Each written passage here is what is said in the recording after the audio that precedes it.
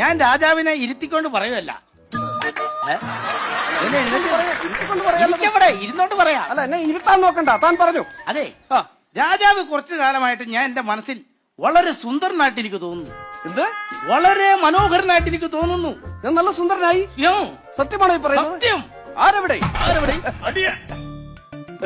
ഈ രാജഗുരുവിന് ഒരു 100 പൊൻപണം കൊടുക്കൂ. ഉത്തരവ് പോലെ. അത് മാത്രമല്ല, പിന്നെ ഈ നാട്ടിലുള്ള സ്ത്രീകൾക്ക് മുഴുവൻ രാജാവിന്റെ മനോഹരമായ മുഖം കാണാനായിട്ട് ആകാംക്ഷയോടെ കാത്തിരിക്കുകയാണ്. എന്താണ് രാജഗുരു ഈ പറയുന്നത്? വളരെ സുന്ദരനാണ് നിങ്ങൾ. അങ്ങ് ഈ പറയുന്ന പരമാർത്ഥമാണോ? സത്യം. ആരെവിടെ? ഇവിടെ തന്നെ ഉണ്ട്. ഈ രാജഗുരുവിന് ഒരു 100 പൊൻപണം കൂടെ കൊടുക്കൂ.